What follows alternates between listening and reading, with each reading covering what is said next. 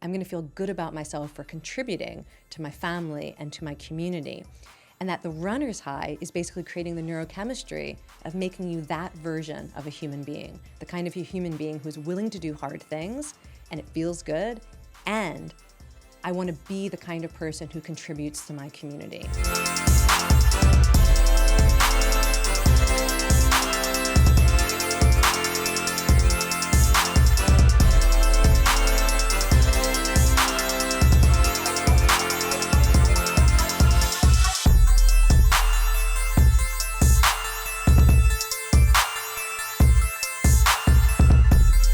Welcome to the Model Health Show. This is fitness and nutrition expert Shawn Stevenson, and I'm so grateful for you tuning in with me today. I'm so excited about this episode. I think it's super timely.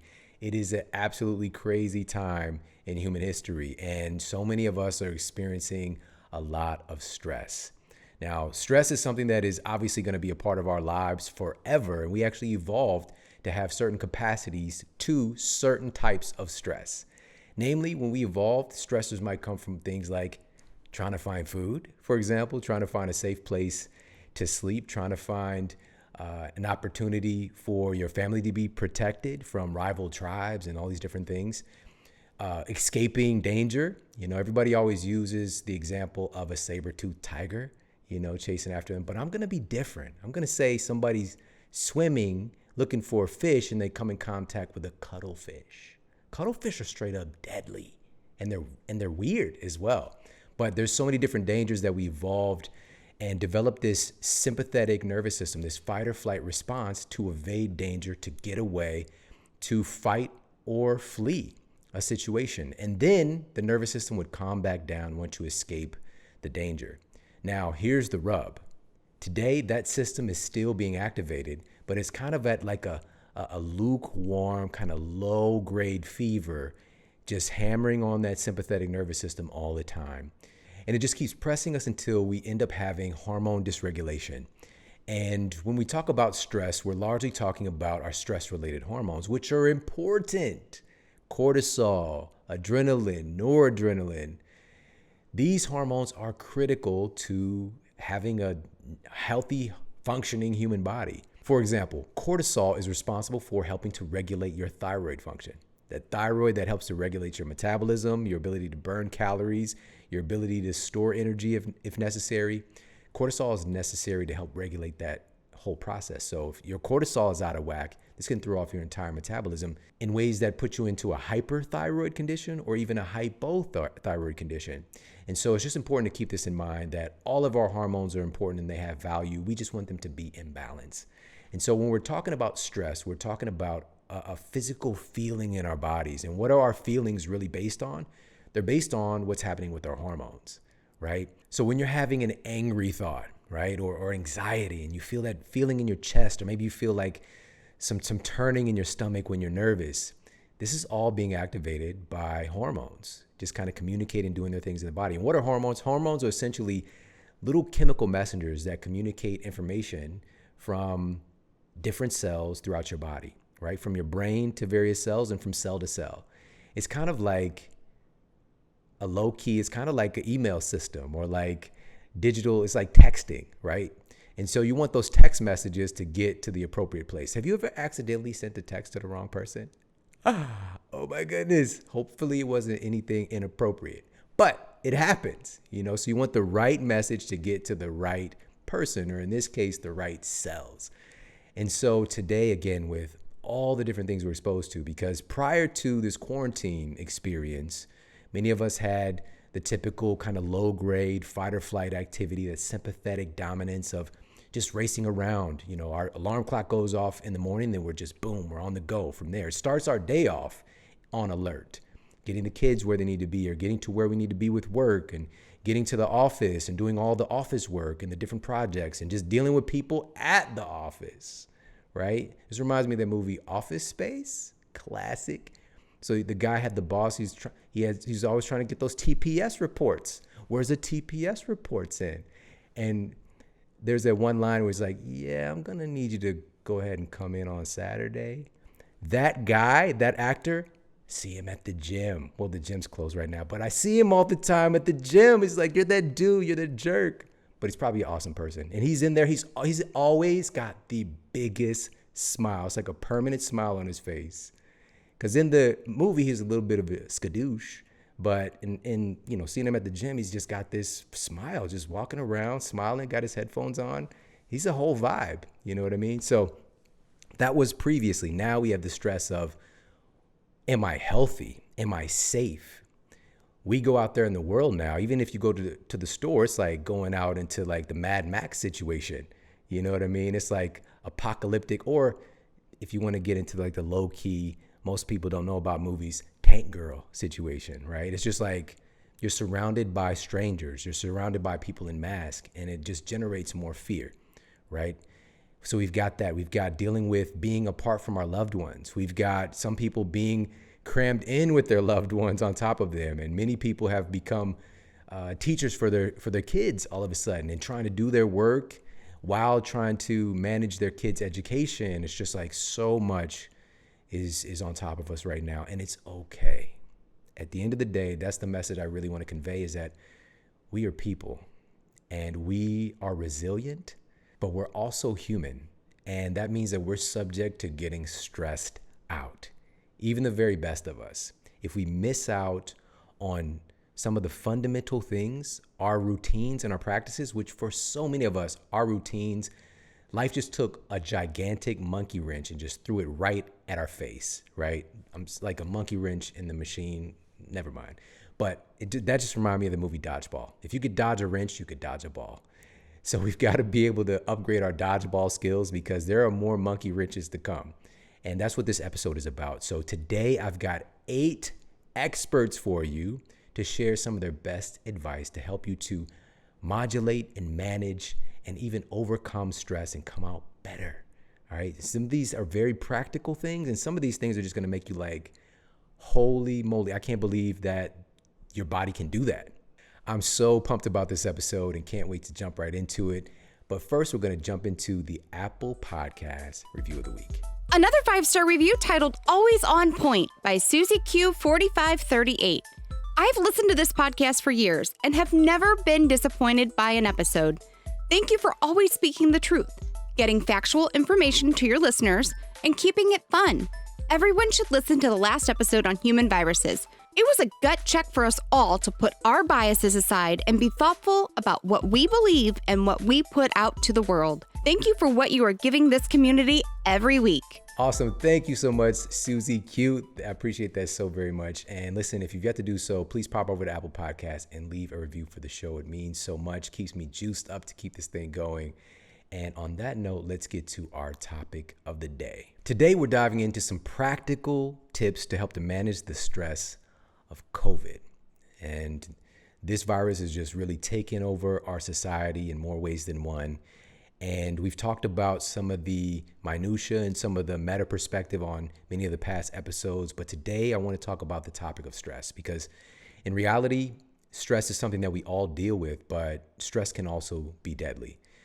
If you look at some of the data, we see that physician visits right now, over 80% of all physician visits are for stress-related illnesses, right? Stress causes, obviously we talked a little bit about dysregulation of our hormones, but this can throw off so much. This can lead to obesity. This can lead to blood sugar dysregulation and diabetes. This could lead to inflammation and problems with our heart, and the list goes on and on. And so stress is something that we need to take seriously, but at the same time, we need to know that we are resilient and our bodies are well designed to handle stress, but we need to have the right mindset as we go into it. And I don't think that anybody is better to kick the show off than Dr. Rangan Chatterjee. And he's the author of the best-selling book, The Stress Solution. He's a physician, best-selling author, and he also starred in his own BBC show called Doctor in the House, hit show over in the UK. And in this clip, he's going to talk about how stress can add up in our lives and push us past our stress threshold. So this is something you definitely need to know about. And he's going to share some important insights about switching off. So let's jump into this clip from the incredible Dr. Rangan Chatterjee. You know, I remember, Shawn, when I sat down to write this book, I was trying to figure out how do you simplify stress? How do you really get across in a very simple, non-judgmental way what you're talking about? Because I think we ignore stress a bit. We talk about it all the time. We know that we're a stressed out culture, but I'm not sure what that means. Many of us don't know what it means or what we can do about it. So the way I simplify it is this. The first thing to say is we've all got our own personal stress threshold, right? And that will vary. Yours may be different from mine. It may even vary from day to day, depending on how we slept and all kinds of different things. And I make the case that it's that threshold that's important. When you get to your threshold, that's when things start to go wrong. So how do I explain that even further? Well, I said we've got two kinds of stress, right? We've got macro stress doses, right? And these are the really traumatic things that may happen. This could be physical abuse, this could be a bereavement, this could be a relationship breakup. These things are what I call macro stressors. They are big hits of stress that we do need to process, and we may need to see someone to help us with that. Yeah. But what I'm primarily talking about is the opposite of that, which are these micro stress doses, or as I call them in the book, these MSDs. Now, what is an MSD? An MSD, as you've just really demonstrated, is a small dose of stress that in isolation we can handle, right? With no problem. One of these things, I've got to pick my kids up, I need to rush there and get them, no problem. It's when they start to add up one on top of another, they get you closer and closer to your own personal stress threshold. And when you hit your threshold, that's when things go wrong. That's when your back goes. That's when an innocent email from your boss suddenly becomes problematic. That's when we fall out with our partners or scream at our kids because we've hit our threshold. It wasn't necessarily the last stressor in our life that caused it. That was just, the straw that broke the camel's back. It's the final piece that gets us to our threshold. And I make the case that many of us are leaving our house in the morning having already been exposed to 10 or 15 micro stress doses. So I'll give you an example. What is a common scenario these days? A common scenario is people are stressed out at work. They come back late. They don't want to go to sleep because they want to unwind. They want some time for themselves. So they start watching Netflix. Okay. And then one episode turns into 2, which turns into 3. I get that. I have done this before. I'm not judging people for doing this. But let's say you go to bed at midnight because you finally feel that, hey, I've unwound from the day and I've got to be up at 6:30 for work tomorrow. So you go to bed, right? You set your alarm for 6:30. So you go to bed and let's assume you're in a deep sleep, right? So you're in a deep sleep. Your alarm goes off at 6:30 in the morning. Boom. That is micro stress dose number 1 because that's jolted you out of your deep sleep. You look at your phone, you look at it and go, I've got a bit more time. Let me just put snooze on. You put snooze on. 6 minutes later, again, the alarm goes off. Micro stress dose number 2. Then what might you do? You might go, let me look at my phone. Quickly look at email. Oh man, there's 3 work emails from yesterday I didn't respond to. I need to do that today. MSD number 3. Then you quickly flip onto Instagram and you see, oh man, why is that person having a go at me for my last post? They're having a little niggle at me. MSD number 4. Then you realize, oh man, I've been in bed for half an hour just doing this stuff. I'm going to be late for work. I need to get up and get out. MSD number 5. And you can quickly see how before we've even left the house in the morning, we've had 15 micro stress doses. Why is that a problem? That's a problem because it means you now are much closer to your own personal stress threshold. That means it won't take much in the day before you flip over. So, my approach is not just about reducing the stress in your life, because, I get it. Some people have got super stressful lives. Maybe I can't reduce all the stressors in their life. If you're a single mom with 2 kids and you're working 2 jobs, you know what? That is a significant amount of stress in your life. Even if you cannot remove the stress, though, you can make yourself more resilient by reducing how many micro stress doses you've been exposed to, but also with some simple techniques that we can all use. So I don't know. I think that micro stress dose is something that is really taking off in the UK. People really like that as an idea to help them identify and think about stress. Yeah. Look, all these things, you got to understand that the brain is always responding to the information you feed it. It's always adapting. So the more stress you have, the more chronic and unrelating your stress is, your brain's going to adapt to be able to function in that environment, but it doesn't do that good a job.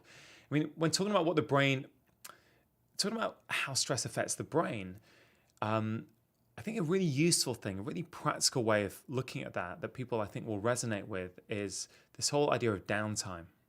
Okay, so I think one of the big problems I see in society is that we've lost downtime. Downtime has been slowly eroded away. It's been stolen from us. Every single moment of the day, if we have nothing to do, we pick up our phones. We're now absorbing, we're reading new information, we're learning new things, we're reacting to what's going on around us. We're here in Santa Monica recording this, right?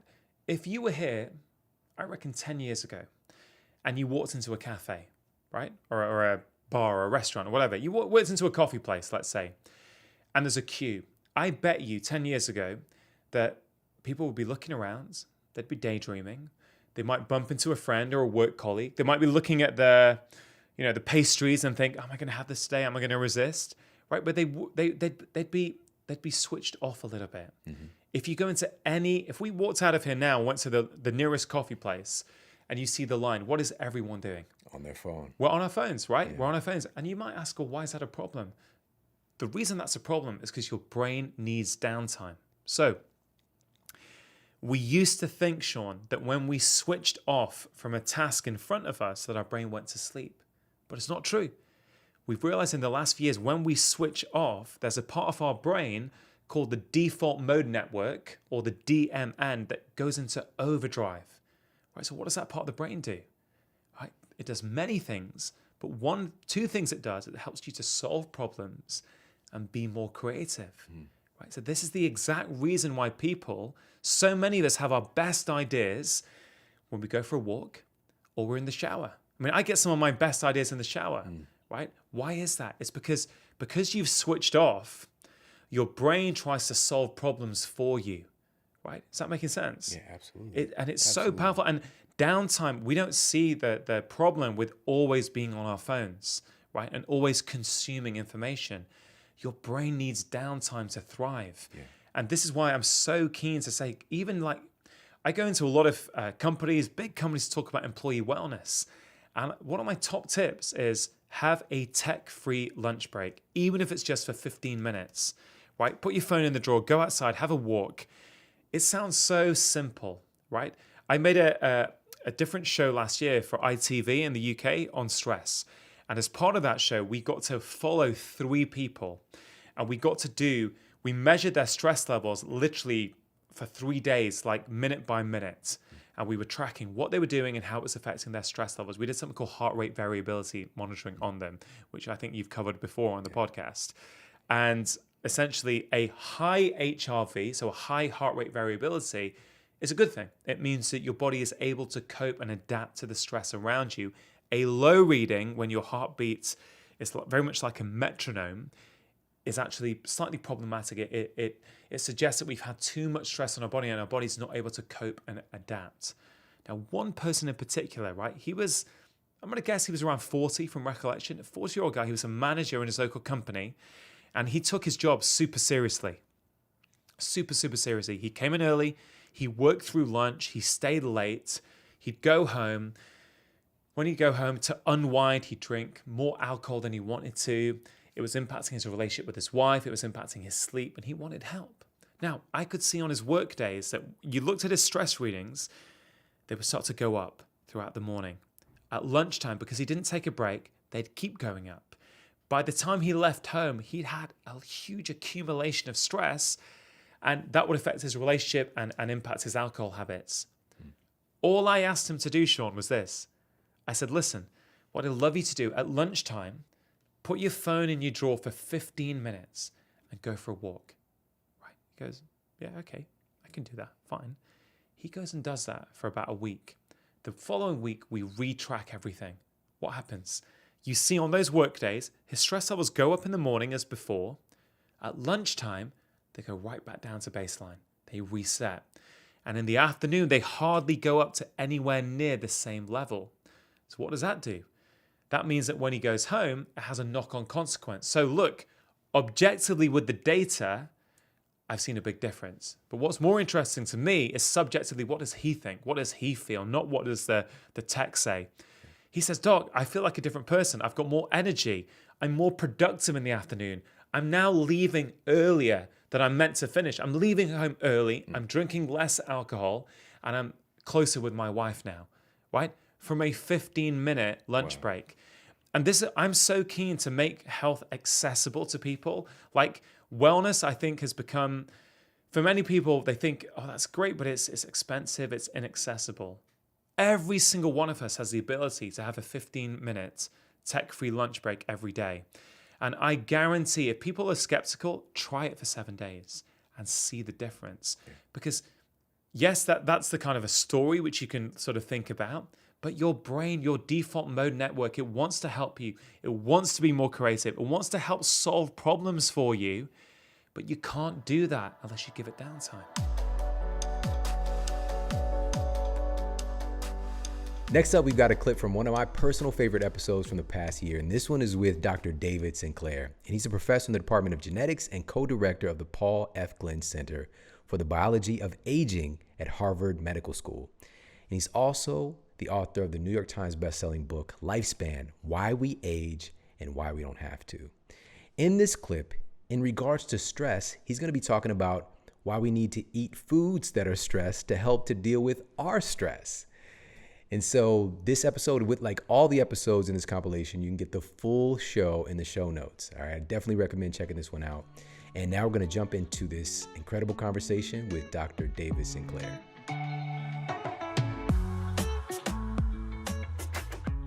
Eat foods that are stressed out, which is a weird concept, right? But we do it naturally. We drink, some of us drink red wine, which is a stressed grape before we pick it.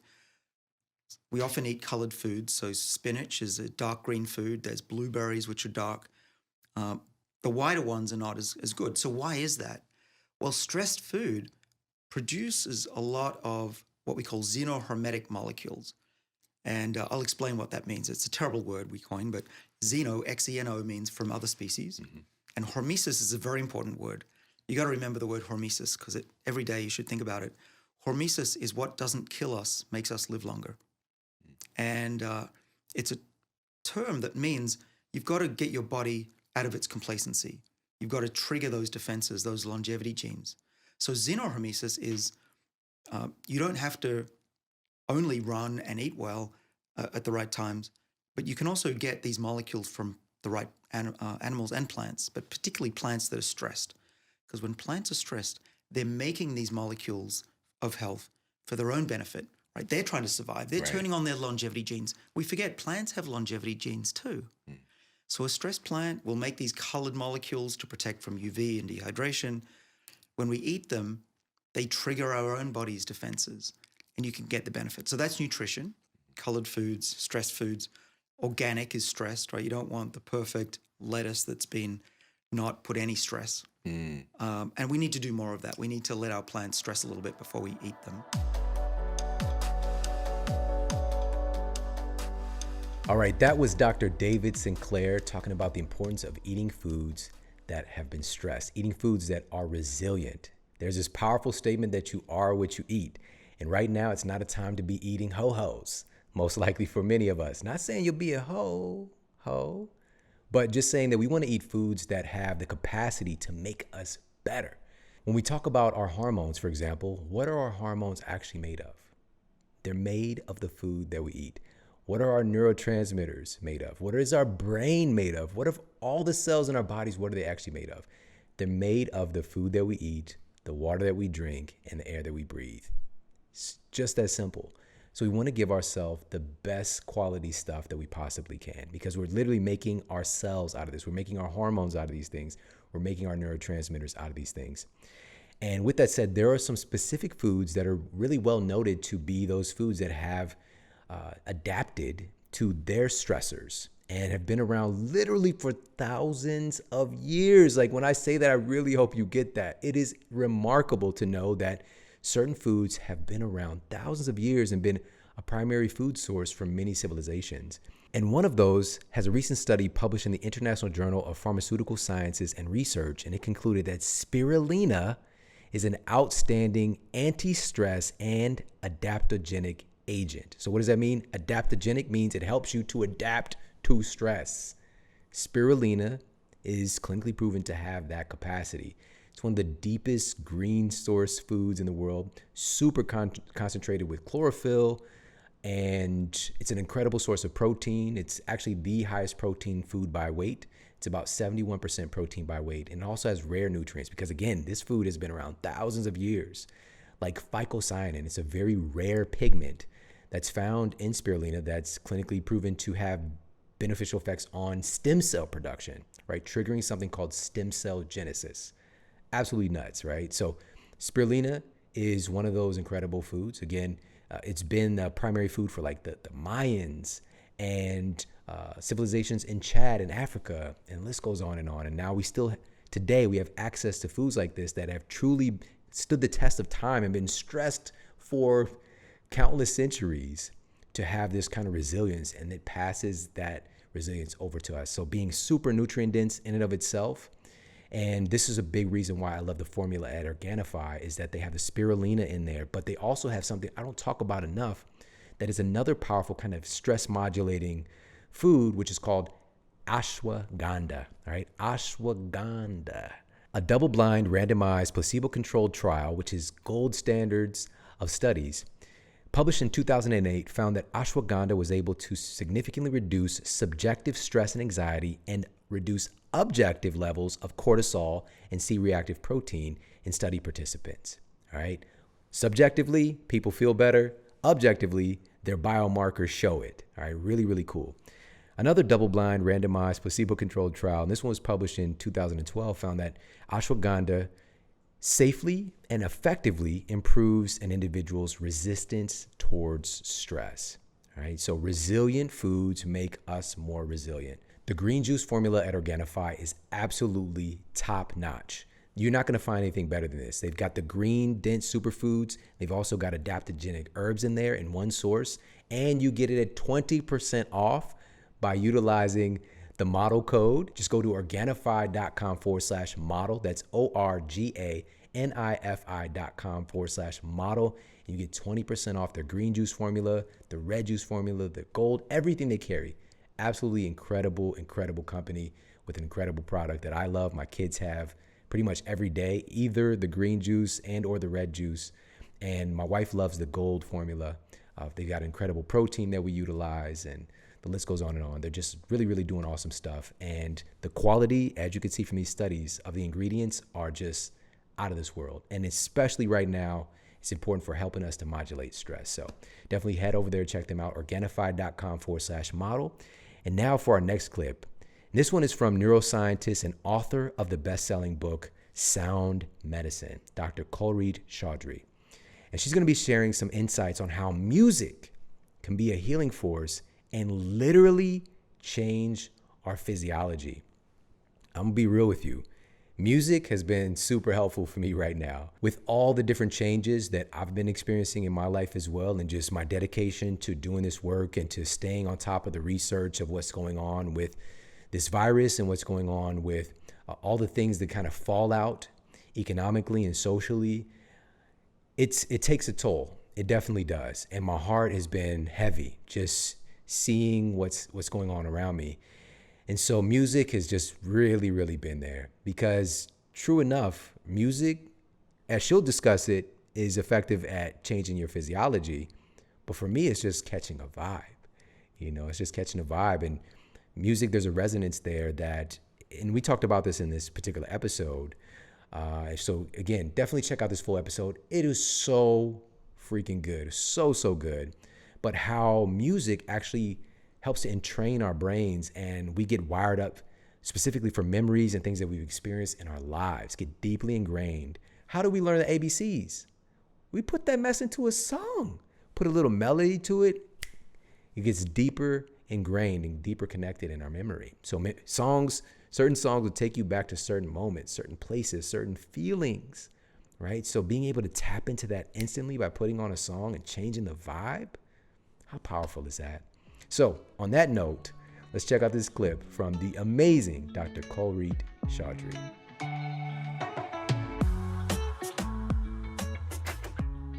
People always say, well, what's the data in sound? I said, you have to remember that studies are done when people start looking. Studies are done when science starts to change and they start looking for evidence of something, that's when you start to find it. So the absence of evidence for something doesn't mean that it doesn't exist. It means we haven't been looking. And so as we started to look at the significance of sound as a medical tool, then studies started to come out that looked at, well, how is this really happening? And so there was a study done that identified the primary cilia, which is an aspect of every single cell on your body. And it actually picks up the frequency in the surrounding environment. Now, remember, we're mostly water, and water picks up frequency. And the surrounding fluid of every cell is aqueous. It contains water in it. And so these primary cilia will actually vibrate in response to, they'll resonate with a frequency, and they will change the charge of a protein, and then the cell itself changes.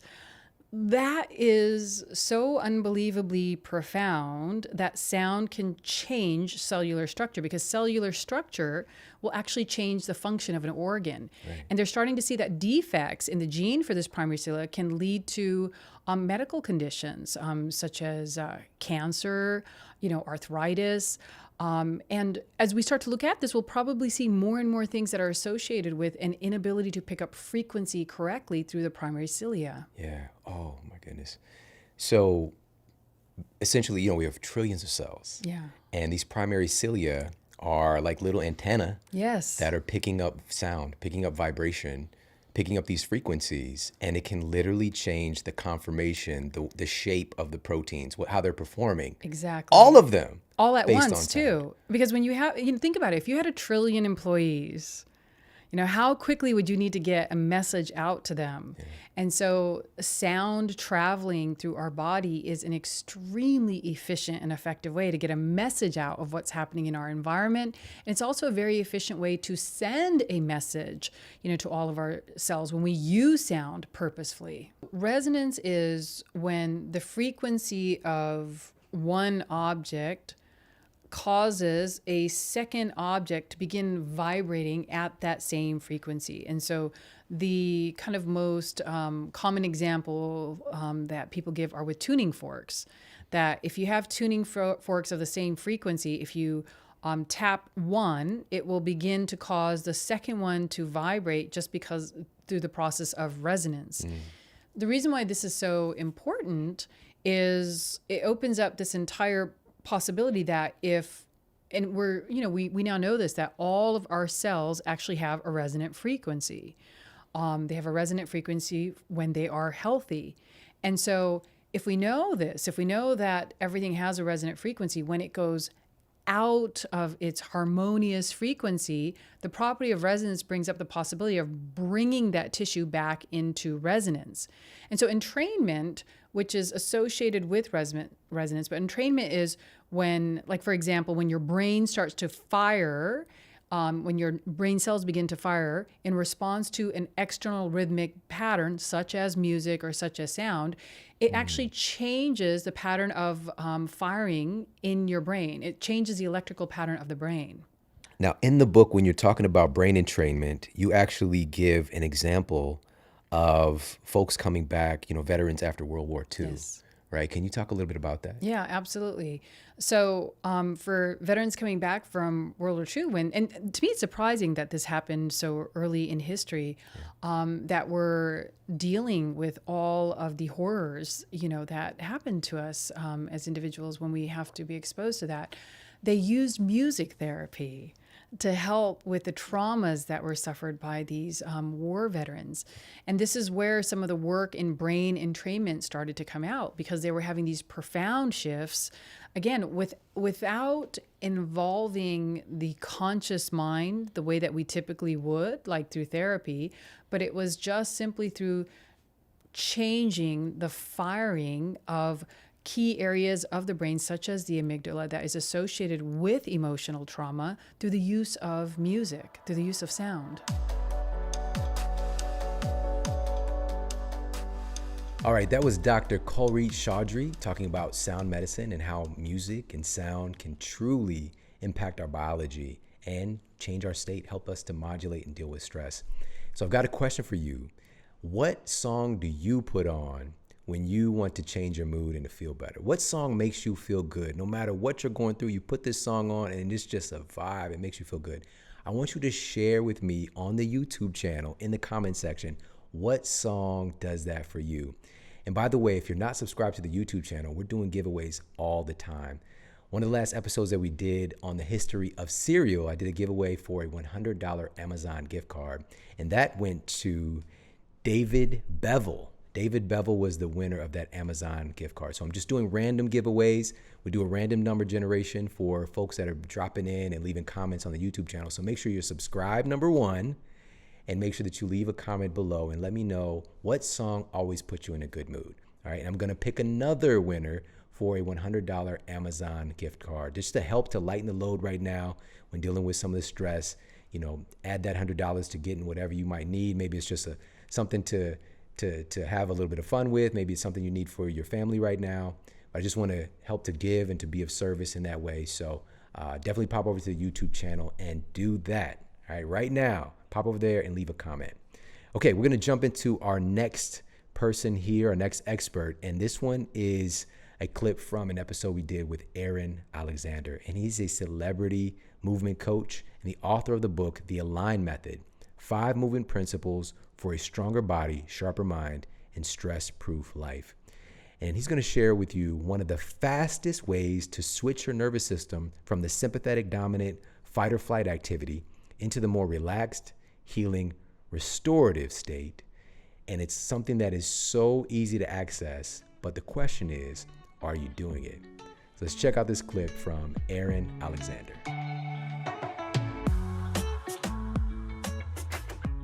So play is another one of those self-tuning mechanisms that the human animal has had on board since forever to heal itself.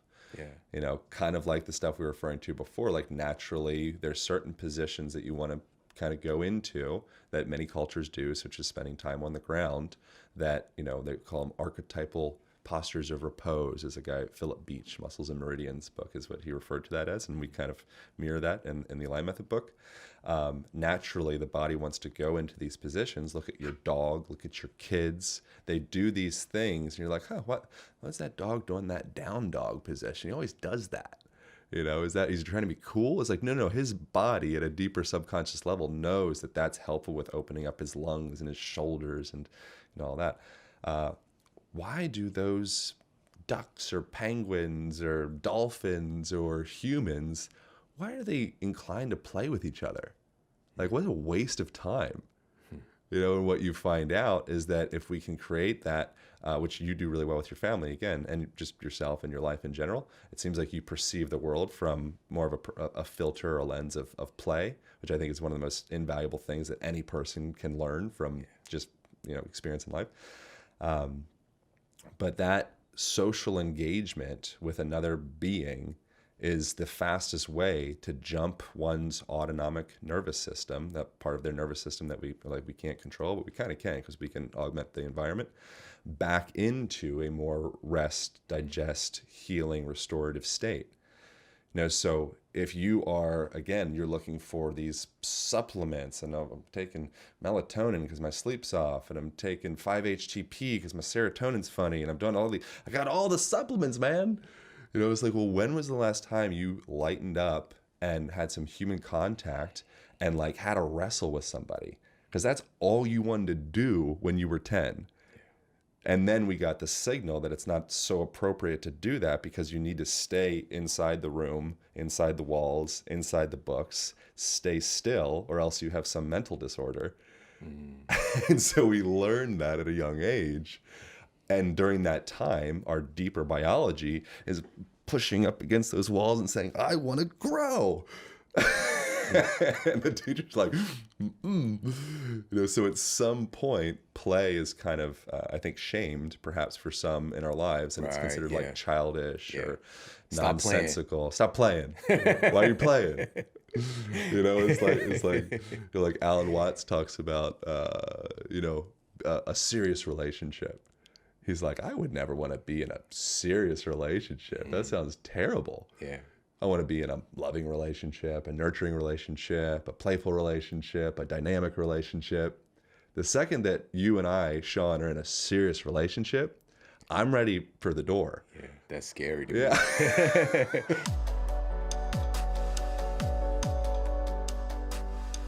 All right, I hope you enjoyed that clip from Aaron Alexander, and just reiterating how important it is for us right now to get out of that busy, everything is so stringent and stressful mind, and just play. Just have a little bit of fun, because it's going to do your body a whole lot of good.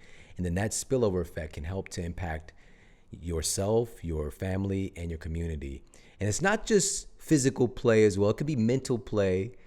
We just sat around the table, and my oldest son had a card game, just a random kind of simple card game that he's been playing with his friend, the Aussie football player, linebacker number 44 on his college football team. But this game is called Screw Your Neighbor. All right. Now, I know it sounds controversial. I know it sounds a little funky and weird. I was like, what is this? Screw Your Neighbor? Just a little simple, fun card game. And it's kind of just based on chance and luck and just making a decision about what cards you're holding. And so anyways, playing some card games, some board games, just doing some physical activity with people that you love, all right, if you can. Playing is always going to be a little bit fun if you got more folks to kind of engage with and have a little fun with. So, but the thing is, especially as we get, quote, grown up, we start to turn off the play button. And in this episode, I even talked about this concept from where I grew up of like, you play too much, right? Or stop playing. And like, we need to get serious because the world is so serious.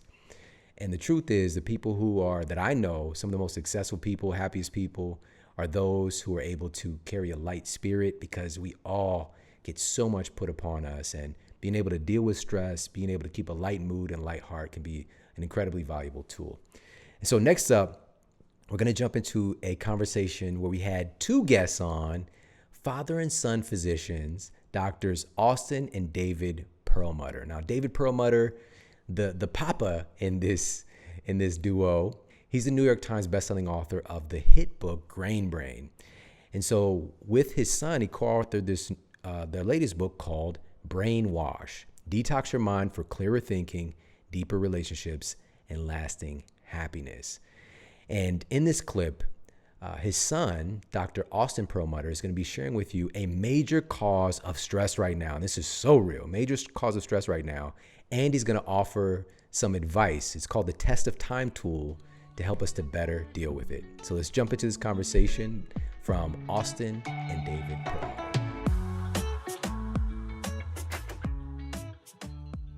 What an important point you make. And that again is, what are we doing with our time? In a given day, where are we spending our time? American adults spend around 11 hours each day interfacing with the media in one way or another, watching about 4.5 hours of TV on a given day, a couple hours on their smartphone. And as you alluded to, about 80% of American adults are going to reach for their cell phones in the first 15 minutes after waking up. So what does that morning routine look like? It's, okay, I'm awake, where's my phone? Yeah. And to be fair, our phones provide us an incredible source of information. We can learn about things happening across the world. We can get the weather report, which I could say is helpful because yesterday in LA it was pouring.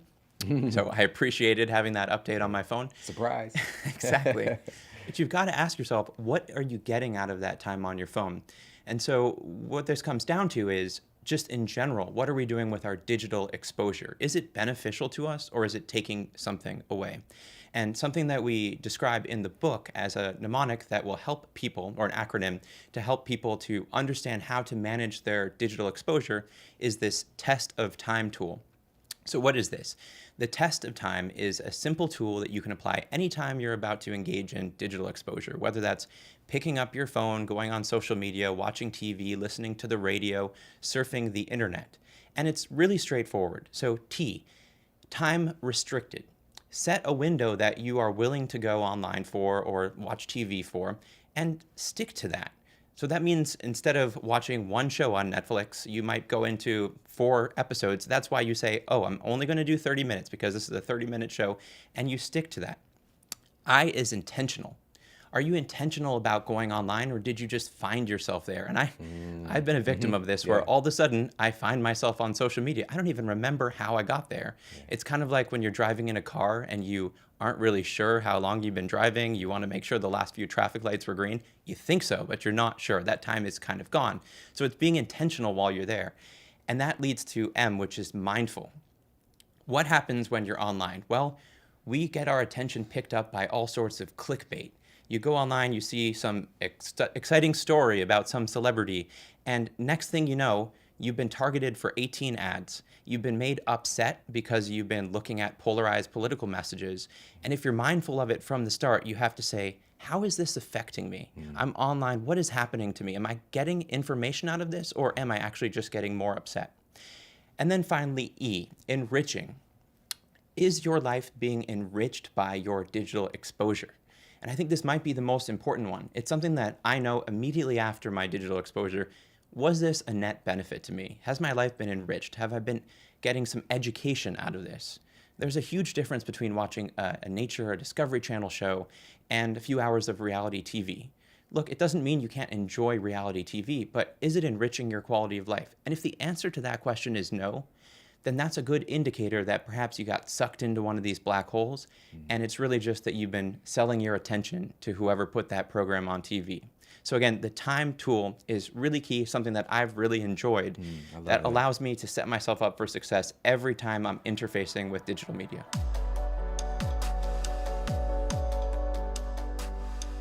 All right, that was Austin Perlmutter, and on the show, the entire episode, he was along with his father, David Perlmutter, New York Times bestselling author, but he just dropped some science right there, something huge, because I don't know about you, but social media is just so much. It's so much, and it can just suck your time like a true experienced veteran vampire, right? Just suck your time so quickly, but also there's a lot of stress. There can be so much distraction, and there can be a lot of conflict on social media. Like, some people go to social media just for the conflict, right? I need some drama in my life. Let me find some, right? So it could be stressful AF, seriously. And so having a strategy is of the utmost importance right now.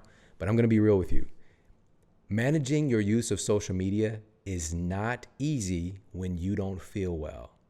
When you're tired, when you're stressed out, we tend to reach for our phones even more. And we've actually got some science on this.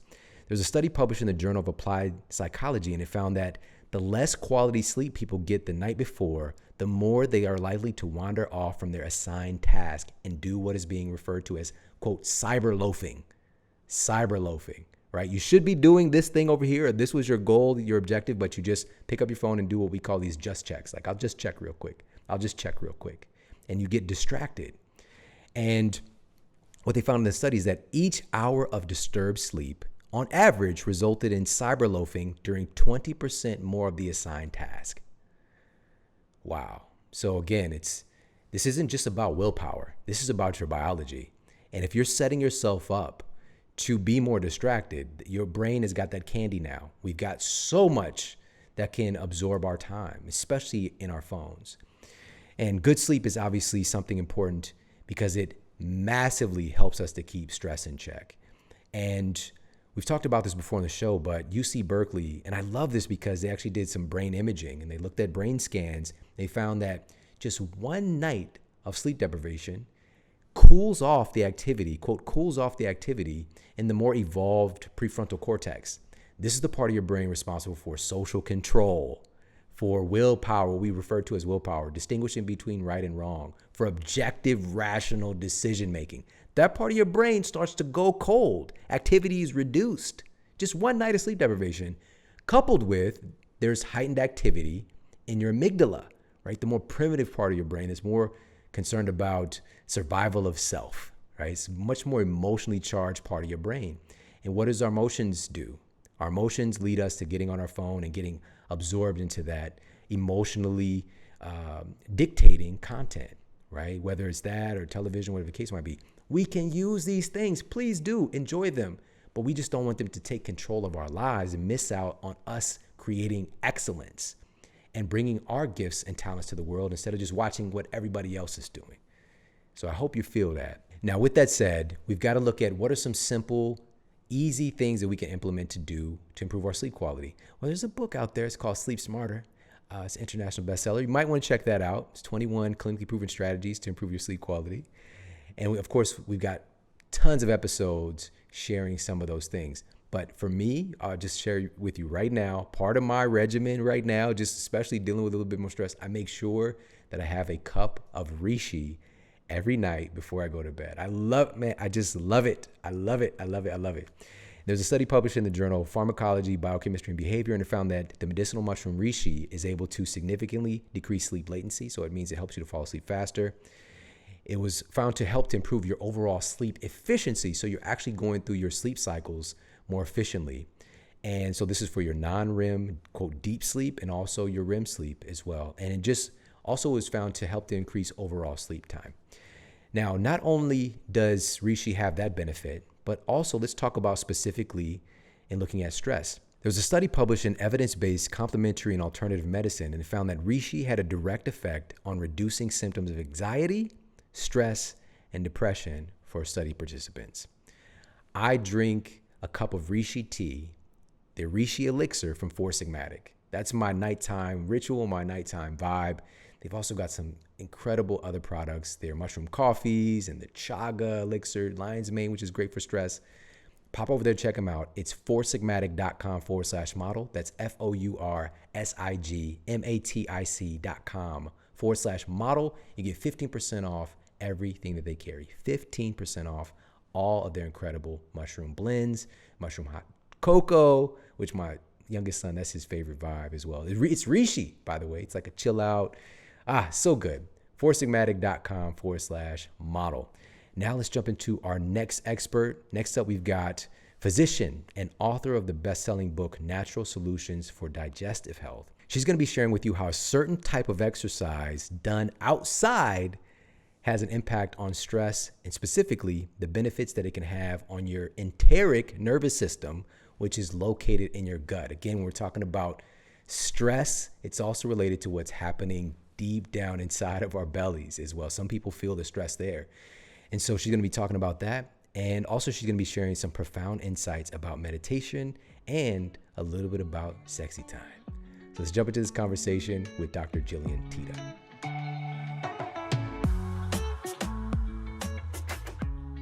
Going for a daily walk, preferably outside, is one of the easiest, simplest, cheapest ways that you can balance your sympathetic and parasympathetic nervous system, which in turn will have beneficial effect on your second brain, the enteric nervous system. There's a lot of research coming out of Japan, especially for walking in the woods. They have a name for it. They call it shinrn-yoku, which means forest bathing. You've heard. Yeah, first of all, the name, shinrn-yoku. Doesn't it sound wonderful? Like, and then forest bathing. Like, I want to go do that. Like, let's go do that after this. Definitely get that tattoo. You know, you're trying to get the little, symbols or whatever. Yeah. Ariana Grande, the singer, she recently got a tattoo of, it was I think it was like Chinese letters, and she thought it said one thing, but ended up saying like, I don't know, your feet are too big, or like some crazy soup thing. And like with a side of lamb or something. Yeah, something to do with some food, I think, So, but shinrn-yoku, yes, it's pretty dope. Yes, I think so. I think it sounds like something I want to do all the time. Forest bathing, yeah. So what it does is it not only increases what we call autonomic tone, which is that appropriate seesaw movement of sympathetic and parasympathetic, but it also decreases like the harmful effects that cortisol has on the brain. I think a lot of people want to like instantly demonize cortisol like it's a bad thing. It's not. Cortisol is not a bad thing. Like no hormone is bad. We would all be dead if we didn't have cortisol. But of course, in excess, as we are like when we're under chronic stress, right, it can have harmful effects for us. So walking slowly in the woods, strolling, get yourself a little dog or a big dog and go for a walk. Yeah. You can take it a step further. I'll often coach people to use the walk as an opportunity, like almost like a walking meditation where they can fully engage their senses. We were talking earlier about like dropping into our bodies and just like allowing your body to like actually like tap into how you feel. Yeah. And so by engaging our senses, like looking only at like what's in front of you, Look at the birds, look at the trees, look at the sidewalk, look at the people, look at the cars, listening to the birds, listening to whatever's there, feeling the air, the sun on your skin, breathing and like really feeling the breath through your lungs, feeling the earth through the soles of your shoes or your flip-flops or what have you, really engaging your senses. And then, when your mind wanders, as it's going to, just bring it right back. And it's a wonderful way to slowly practice self-awareness and getting your mind still, which of course is a major avenue in towards unlocking that sympathetic overdominance. Segue alert. Let's talk about how does meditation relate to this? I'm fascinated to hear about this. So meditation fundamentally just helps it helps us train ourselves to be able to watch our thoughts. Right? So the point of meditation is not to just like blank out and become like a blank, like drooling, void or something like this. One with oxygen. I am one with oxygen. It helps us to watch our thoughts, which in turn helps us to slow down our thoughts if we're willing to like have that reflection and invite that stillness. And that's a very hard transition for most people, like coming out of our modern lifestyle, right? Everything is frenetic. We got to be on the grind. We have all the stimulation constantly. And so I do think that there's a rather large barrier of entry, like for most people.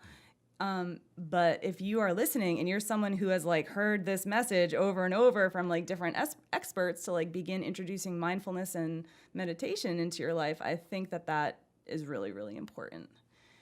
So what this does, as our thoughts slow down and we're allowed to just be in space, like create that space, even having little gaps of space, then our thoughts are not actively instigating and triggering our autonomic nervous system, which is the sympathetic branch of that, which is like fight or flight. So you're not getting that alarm response, right? Because if our inner narrative is like, oh my God, I can't believe she did this. I can't believe she said that. Like, why is my mom like that? What, it's mostly like this long line of like complaining. That actually is not good for autonomic balance. Yeah. And it's got continuous, just happening all the time, especially if you're unaware. And I remember when I first started meditating, the first thing that happened, well, first of all, my teacher was my mother-in-law was teaching a class, and because I'm kind of analytical, so she kind of gave me some of the reasons why this will work, and I was like, okay, I'll give it a try.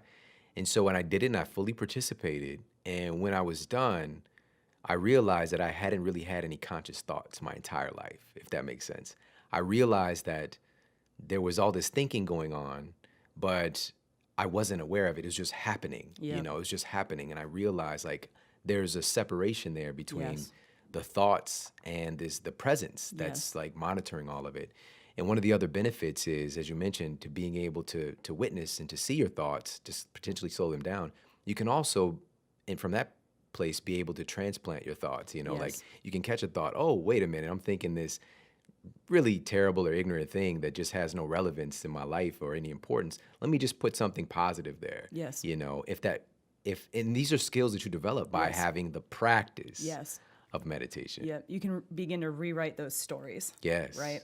An expert, I don't remember who it was. I don't know if it was Eckhart Tolle or who. They likened it to watching your thoughts. It's like watching a movie, okay? So you're in a movie theater and you're watching the screen. On the screen are like your thoughts and your life, your whole life, and the committee, right? Like the inner judge, the inner critic, like all of those things. The difference between someone who has even like a modicum of self-awareness and those that do not are that the person who has the self-awareness realizes that they are in a movie theater watching a movie. And the person that doesn't quite realize it yet has fully invested that movie is their life. Like that is their identity. Yeah. Right? When we link our identity with our thinking, we're on a slippery slope, because it means you can be controlled. It means you can be provoked. It means you can be, taught to think a certain way. It basically means that you can be manipulated. Ooh, this is so good. And I like Eckhart Tolle. I like how he does his hands. And the ego is coming up. I love it. Oh my God, the pain body. I love that. I'm still like, oh my God, I can feel my pain body right now. Thank you so much Yeah. for sharing that. And I want to ask you about so many things. And I know that there are many other strategies for de-stressing Yep. our gut. Yep. But I would love if we can, let's just share one more before I let you go. All right. And I don't want to. It'll but be I'll a let you go. practical one. I know I'm gonna have to come back on the show. I'm gonna have to come back again. So another wonderful way to balance your parasympathetic and sympathetic nervous system is orgasm.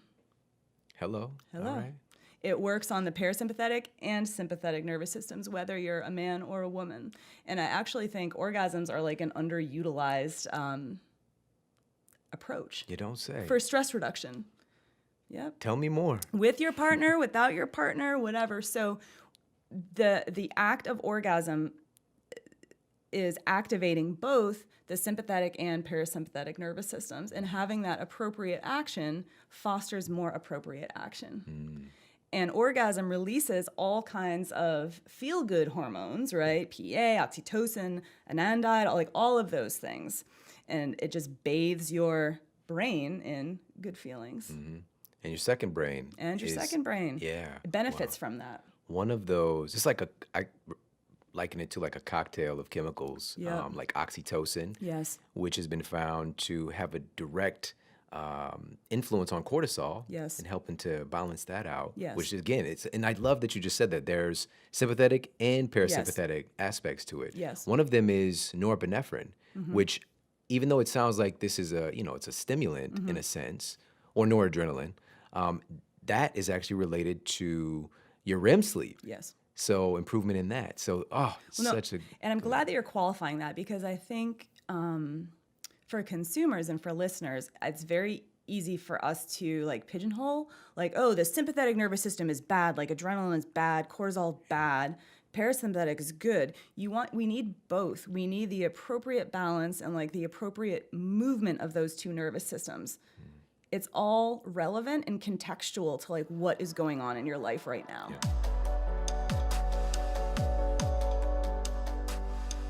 All right, I hope that you're enjoying this compilation with some very practical tips and strategies to help us to manage all the stress that many of us are experiencing as a result of this coronavirus situation.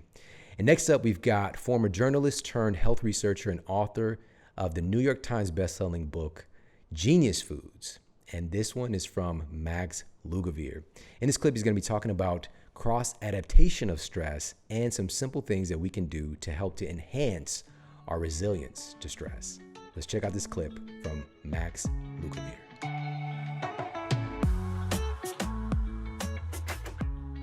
We live in stressful times, and I think a lot of us in the health and wellness community will say, look, stress is toxic. You've got to minimize chronic stress as to the best of your ability. But the reality is, we live in a difficult world, and people sometimes can't necessarily reduce certain stressors in their lives. And so what I like to do is I like to offer people both perspective shifts, mindset shifts, and then also more biological means of boosting their resilience to stress. So whether or not you can actually reduce levels of stress in your life, which I think everybody owes it to themselves to try to do, you can actually change the way that you respond to those stimuli, and how your body responds, how your biology responds. So I talk about how exercise can make us more resilient. One of my favorite actually concepts in the book that I talk about, and I haven't seen this in other books, so I'm really excited to bring it into the fold for people, is this idea of cross-adaptation. So it's kind of interesting how, exercise is obviously a form of stress, but it's a really good form of stress. We know that exercise is good for us, right? Sitting in a sauna is a form of stress. Cold water immersion, whether it's taking a cold shower or getting into an ice bath or, doing cryo, these are all stressors on the body. But they're actually good forms of stress. What's so cool about this notion of cross-adaptation is that by doing any one of these different modalities, it actually makes us more resilient in other areas of our life. So by exercising more, by sitting in a sauna, by exposing yourself more regularly to cooler temperatures, your body becomes more resilient, obviously, to those different things. You acclimate and you adapt to the workload in your workouts. You're able to spend more time in the sauna or do the cold shower, for a longer duration, but there's what's called a spillover effect, where those same modalities are going to actually boost your resilience to psychological stress. So, I mean, this is an amazing thing. A lot of people feel like they've got their hands tied behind their back with, obligations that they have in their lives, maybe financial stress, things like that. But, I don't offer tips on how to reduce financial stress in the book, but I do offer ways of how to actually bolster your own resilience so that when you are faced with those challenges, which we all are sometimes, that you can actually show up as your best self and not allow it to affect you in a negative way like it does to so many people.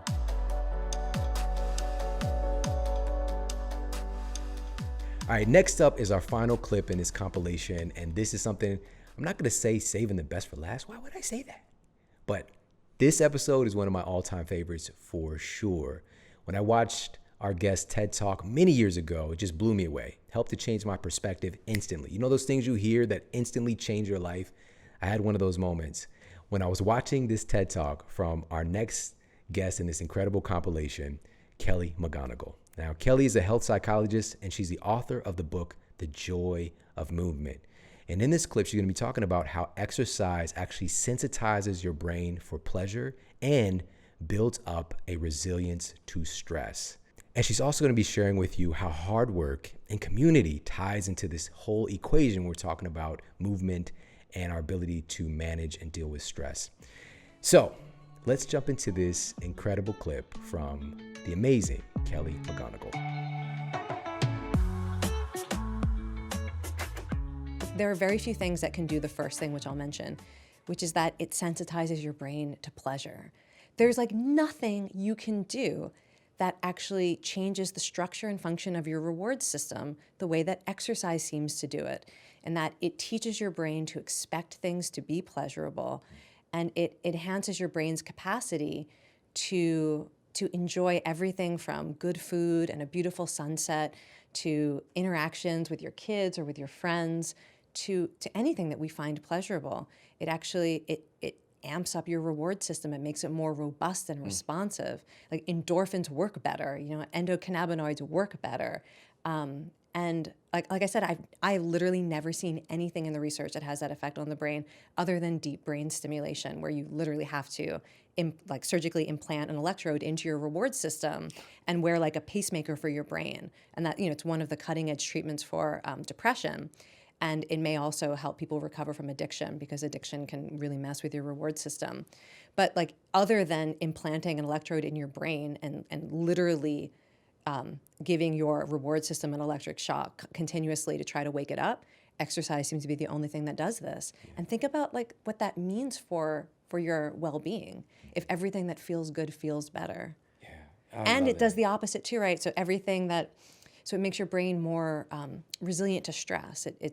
Exercise is such a powerful antidepressant. So it works on both levels. And I feel like people have a better understanding of that side of it. At least they've heard, that exercise can be an antidepressant, or that it can enhance antidepressant medication and therapy. But I feel like this idea that exercise actually makes you better at enjoying things is the thing that people really haven't heard yet. When we think about exercise today, it's for, stress relief or to get fit. But humans, if you're talking about the ability that we all have to dump all these positive hormones into our bodies, humans weren't doing exercise to get in shape 10,000 years ago. Yeah. Like that can be seen as a waste of energy. You say in the book that humans have evolved to extract the benefits from movement in order to engage with life. Yes. So what does that mean? So if you think about this like an anthropologist, you go back to when humans first started to behave like modern humans, where we were living in groups and we started to hunt and gather and forage, that the way humans survived is they had to engage in a lot of physical labor. You had to go out and chase animals and scavenge for dead animals and collect all your berries and your fruit and your roots and all of that. That a couple 100,000 years ago, humans really had to become more physically involved in order to survive as a species. And what anthropologists believe now is that basically the modern human brain is a brain that has evolved and is adapted to find hard work rewarding, that's the only way humans could survive. There had to be a sense of pleasure and some kind of psychological benefit from using your body to do meaningful, hard things. And one of the ways that this expresses itself is the runner's high, which is so interesting. We think of the runner's high as like an endorphin rush that makes you feel good for running, but like why? Why would your brain produce chemicals that makes it feel good to run long distances? And the idea is that, well, that's an example of how the modern human brain is trying to reward us for engaging with life. That if you will get your heart rate up a little bit, you'll put in the effort that it might take to, say, hunt an animal or to feed your family, will make it feel good. And the neurochemical that seems to underlie the runner's high also helps us connect with others. And that's what I think is so interesting from, the anthropological or the psychological side, is that something like the runner's high, it doesn't only make it feel good to engage with life and work hard, but it makes you a more social version of yourself. So endocannabinoids, they reduce anxiety, they make you feel good, and they also enhance the pleasure we get from cooperating, from sharing. So like if I were to, get a big kill and bring it back, instead of just being like, I got my food, get your own food. No, it's going to feel better to share. I'm going to feel good about myself for contributing to my family and to my community. And that the runner's high is basically creating the neurochemistry of making you that version of a human being, the kind of a human being who's willing to do hard things and it feels good, and I want to be the kind of person who contributes to my community, and that's going to feel good too. Like that's amazing. And it's not just running. Like we know about it because people have studied it in runners, but that's the exercise high. Yeah. And it gets back to this idea that movement is how we engage with life. And so we need systems in our brain that reward us for engaging with life. And that, that functions not just like do physical things, but also be part of a community. All right, I hope that you enjoyed this compilation. And again, just to reiterate what Kelly was talking about, movement is so important for everything about the human body and human physiology, but more important probably than ever right now. Our ancestors evolved, they didn't have the concept of exercise. They were moving to live. Moving was a part of life, and there were rewards associated with that, which was more connection. We have to find creative ways to get that connection right now to ourselves and to the people that we love, our families and our communities. And I want to add one more piece on here, specifically in talking about stress. Harvard Medical School reported findings that strength training also provides an opportunity to overcome obstacles in a controlled, predictable environment, which has been found to help with mental resiliency, helping us to be able to modulate and manage stress. Strength training is one of those things that your body gets physically stronger, and it also makes you mentally stronger. So I want you to keep that in mind as you're moving forward, making sure that you're getting some strength training in there as well. So again, I hope that you got a lot of value out of this compilation, but the most importantly, we need to put these things into practice. All right. Sometimes it's just a healthy reminder to hear information like this, but the real question is, are you doing it? Your body wants to feel good. Your body wants to better manage stress, but we need to put some of these things in play right now more than ever. All right. And more so, let's not just do this for ourselves, but reach out to somebody that we care about. Call a friend, call a family member, and just, hey, check in. If you can, even get close and go and do some exercise with them. Engage in a conversation that helps to bring about some of these things that maybe shifts their attention a little bit more away from social media and into like a real connection with you, or their family member in a one-on-one context or one-on-many context, right? We can build better relationships right now. We can build better health in our communities, but we need to reach out and connect because, again, it's more important than ever. I appreciate you so much for tuning into this show. If you got a lot of value out of this, make sure to share this out with the people that you love and care about. You can share this on social media. You can tag me, of course. I'm at Shawn Model on Instagram. I'm at The Model Health Show on Facebook. And you can, of course, send this right out directly from the app that you're listening to this show on, or if you're watching this over on YouTube as well. And again, remember, pop over to YouTube, leave a comment, make sure you're subscribed, leave a comment, let me know what song always puts you in a good mood so you can enter yourself into a chance to win a $100 Amazon gift card. And just stay tuned to the YouTube channel because we're putting out some original content there as well. I appreciate you so very much for tuning into the show today. Take care, have an amazing day, and I'll talk with you soon.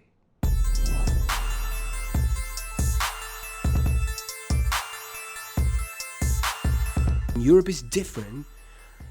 and there's reasons for that, because there's no GMOs and there's no, you know, so food reactions are different in Europe, and even people that have certain problems with food here, the same foods don't give them the same problems when they go to Europe. But I've seen this in many other countries.